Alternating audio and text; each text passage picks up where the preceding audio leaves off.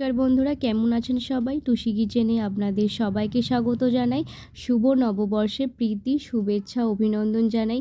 নতুন বছর আপনাদের খুব ভালো কাটুক, সুস্থভাবে কাটুক। আজ আমি আপনাদের সাথে শেয়ার করব 3 রকমের momo, pan fried momo, steam momo আর কদম ফুল মোমো।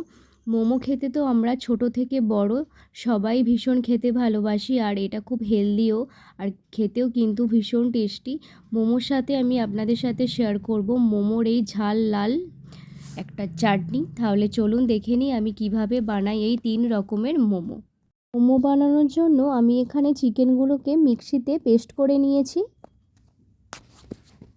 এবার আমি চিকেনের মধ্যে দিয়ে দেবো পেঁয়াজ কুচি। আমি এখানে পেঁয়াজটাকে কিন্তু একদম ছোট ছোট করে কেটে নিয়েছি। এবার দিয়ে দেবো রসুন বাটা, আদা বাটা, আর দিয়ে দেবো আমি এখানে ভিনিগার দিচ্ছি। আপনারা চাইলে কিন্তু লেবুর রসও দিতে পারেন। আমি এখানে ওই 2 চামচের মতো ভিনিগার দিয়েছি। এবার দিয়ে দেবো সয়া সস। সয়া সসটা কিন্তু আপনারা চিকেনের পরিমাণ অনুযায়ী দেবেন। আমি এখানে 1.5 চামচের মতো সয়া সস দিয়েছি। এবার দিয়ে দেবো পরিমাণ অনুযায়ী লবণ। এবার আমি চিকেনটাকে ভালোভাবে মেখে নেব। দিয়ে দেবো গোলমরিচের গুঁড়ো। আপনারা চাইলে কিন্তু কাঁচা লঙ্কা কুচিও দিতে পারেন গোলমরিচের সাথে। আমার যেহেতু এখানে বাচ্চা খাবে তাই আমি লঙ্কাটা দিচ্ছি না। এবার এই গোলমরিচটাকে দিয়েছি। এবার ভালোভাবে আমি চিকেনটাকে আরও একবার মেখে নেব। চিকেনটাকে আমি আধ ঘন্টার মতো ম্যারিনেট করতে দিয়েছি। এবার আমি এখানে ময়দা মেখে নেব। আপনাদের যেমন চিকেন সেই অনুযায়ী কিন্তু ময়দা নেবেন। আমি এখানে 1 বাটি ময়দা নিয়েছি। এবার দিয়ে দেবো পরিমাণ অনুযায়ী লবণ। এবার দিয়ে দেবো কুসুম কুসুম গরম জল। কুসুম কুসুম গরম জল দিয়ে আমি ময়দাটাকে ভালোভাবে মেখে নেব। ময়দা মেখে নিয়েছি। এবার একটু তেল মাখিয়ে আমি ময়দাটাকে 15 থেকে 20 মিনিটের জন্য রেখে দেবো।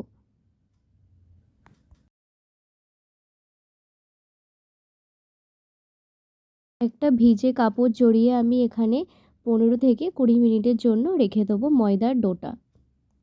কদম ফুল মোমো বানানোর জন্য আমি এখানে বাসমতি রাইস ভালোভাবে ধুয়ে রেখে দিয়েছি। এবার একটু নুন মাখিয়ে আমি এটাকে রেখে দেবো।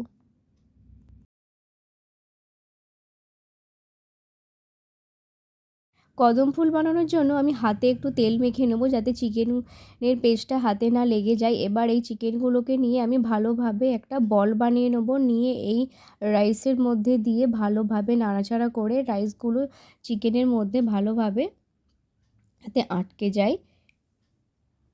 দেখুন এখানে কিন্তু বেশ ভালোভাবে রাইসগুলো চিকেনের মধ্যে আটকে গেছে। এবারে দেখুন রাইসের মধ্যে এই চিকেন বলগুলো কিন্তু খুব সুন্দরভাবে আটকে গেছে। আমি এখানে আবারও একটা যেভাবে বানিয়েছি সেইভাবে বানিয়ে নেব। কদম ফুলগুলো আমার এখানে একদম রেডি। বাকি সব কদম ফুলগুলো আমি করে নিয়েছি। বাদবাকি মোমো বানানোর জন্য আমি এই ময়দাগুলোকে কিন্তু একদম ছোট ছোট লুচির মতো লেচি কেটে নিয়েছি। দেখুন এখানে কিন্তু লুচির মতো করে আমি বেলেও নিয়েছি। এবার আমি মোমো শেপ করে নেব। এখানে দেখুন আমি কিভাবে করছি। এইভাবে লম্বা লম্বা করে আমি মোমো শেপ করে নিয়েছি। মোমোর চাটনিটা বানিয়ে নেব। তার জন্য আমি এখানে টমেটোগুলোকে সেদ্ধ করতে দেবো। এখানে আমি 2টো টমেটো আর 3টে লঙ্কা দিয়েছি। আপনারা আপনাদের যেমন ঝাল খাবেন সেই অনুযায়ী কিন্তু লঙ্কা দেবেন। এইদিকে টমেটোটা সেদ্ধ হোক, আর যে মোমোগুলো আমি তৈরি করে রেখেছিলাম সেগুলো এবার স্টিমে বসিয়ে দেবো। এদিকে টমেটোটাও সেদ্ধ করা হয়ে গেছে। আমি এবার টমেটোগুলো আর লঙ্কাটাকে তুলে নেব। টমেটোর আর লঙ্কার একটা পেস্ট বানিয়ে নিয়েছি।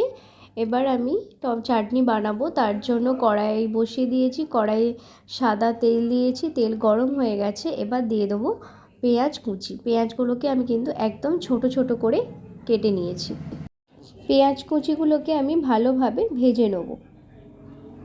এবার আমি এখানে দিয়ে দেবো আদা বাটা আর রসুন বাটা।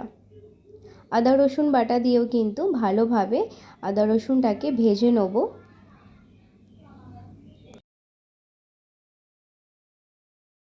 পেঁয়াজ আদা রসুন ভালোভাবে ভেজে নিয়েছি। এবার বাটা টমেটোটা আমি এই কড়াইয়ের মধ্যে দিয়ে ভালোভাবে একটু নাড়াচাড়া করে নেব।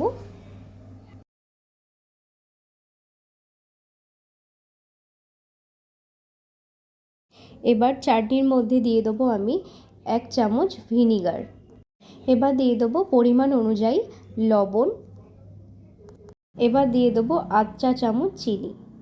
আবারও একটু নাড়াচাড়া করে নেব, দিয়ে ভালোভাবে মিশিয়ে নেব। এবার দিয়ে দেবো টমেটো সস। আমি এখানে 2 চামচের মতো টমেটো সস দিয়েছি, দিয়ে আবারও একটু নাড়াচাড়া করে নেব। আপনারা চাইলে কিন্তু এখানে লঙ্কা গুঁড়োও দিতে পারেন। এখানে নুন ঝাল সব কিছু ঠিক আছে। এবার আমি টমেটো সসটাকে নামিয়ে নেব। আর খেতে কিন্তু দুর্দান্ত হয়েছে। এটা কিন্তু আপনারা যে কোনো স্টার্টার আইটেমের সাথে এই টমেটো সসটা পরিবেশন করতে পারেন। এখানে কিন্তু মোমোটাও হয়ে গেছে। এবার কাঁটা চামচের সাহায্যে আমি দেখব মোমোটা হয়ে গেছে কিনা। হ্যাঁ, মোমো হয়ে গেছে। এবার আমি মোমোগুলোকে নামিয়ে নেব। স্টিম করা মোমোগুলোকে নামিয়ে নিয়েছি। এবার আমি এই মোমো মেকারে একটু তেল মাখিয়ে নিয়েছি, নিয়ে কদম ফুলগুলোকে একটা একটা করে সাজিয়ে দেবো, যাতে একটার গায়ে একটা না লেগে যায়। আমার আরও কিছু মোমো ছিল, একসাথে আমি মোমোগুলোকে স্টিমে দিয়ে দিয়েছি। দেখুন এখানে মোমোগুলো কত সুন্দর দেখতে হয়েছে, আর খেতে কিন্তু দারুণ হয়েছে। আর এখানে মোমো চাটনিটাও কিন্তু খেতে খুবই ভালো হয়েছে, আমার তো খেতে দারুণ লেগেছে। আর এখানে কিন্তু কদম ফুল মোমোগুলোও হয়ে গেছে, আর দেখতে কিন্তু খুবই সুন্দর হয়েছে, পুরো করোনা ভাইরাসের মতো হয়েছে। এবার আমি এই চিমটির সাহায্যে একটা একটা করে মোমোগুলোকে তুলে নেব।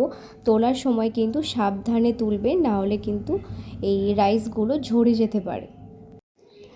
কদম ফুলগুলোকে কিন্তু আমি নামিয়ে নিয়েছি, আর দেখতেও খুব সুন্দর হয়েছে, খেতেও কিন্তু দারুণ হয়েছে। আমি যে টমেটো চাটনিটা বানিয়েছিলাম সেটা ওপর থেকে দিয়ে দেবো।